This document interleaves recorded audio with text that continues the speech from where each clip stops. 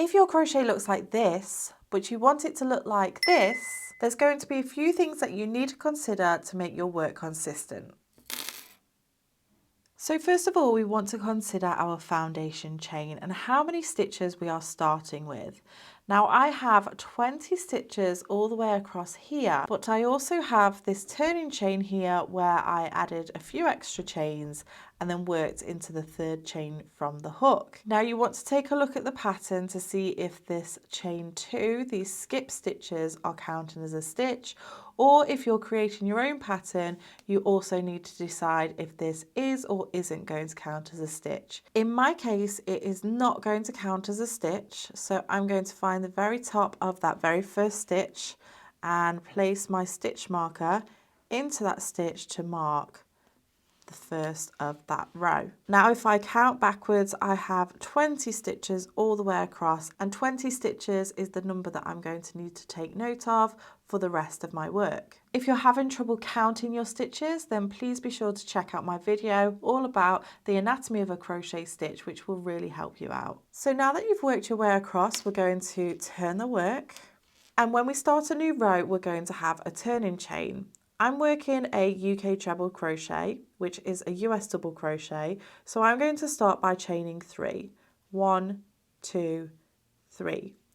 Now, no matter what stitch you're doing, you need to decide whether this turning chain is going to count as a stitch or if it isn't going to count as a stitch. You might want to refer to your pattern or just make that decision if you're creating your own. So let's take a look at what we do if this is not counting as a stitch. In this case, we're going to completely ignore this stitch and then work our first stitch into the base of this chain 3.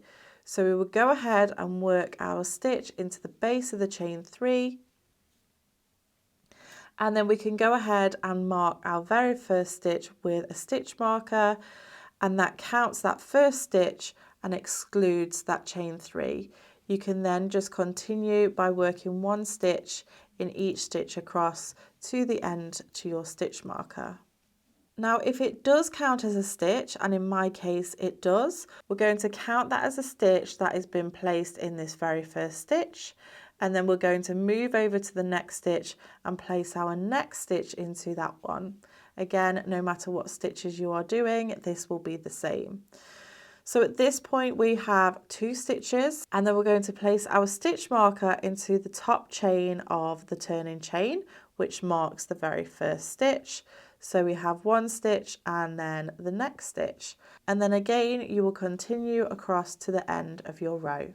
So once you've worked those stitches into every stitch, you'll be met with your stitch marker, which is the first stitch from the previous row. So you can go ahead and place a stitch into that marked stitch. So you can leave your stitch markers in the beginning of each row, and that will give you a really nice way of counting your rows. Or if you don't have enough stitch markers, you can simply move them up. So now again, we're going to move to our next row, turn our work, start off with our chain. I know that my turning chain counts as a stitch, so I'm going to work my next stitch into the next stitch along and go ahead and place the stitch marker into the top of the turning chain, and then we have marked our first stitch of the row, and then I'm going to continue all the way across until I get to the next stitch marker. So I've now worked my way all across to the end of the row and placed my last stitch where this stitch marker is here. Now please ensure that you are counting your stitches across each row.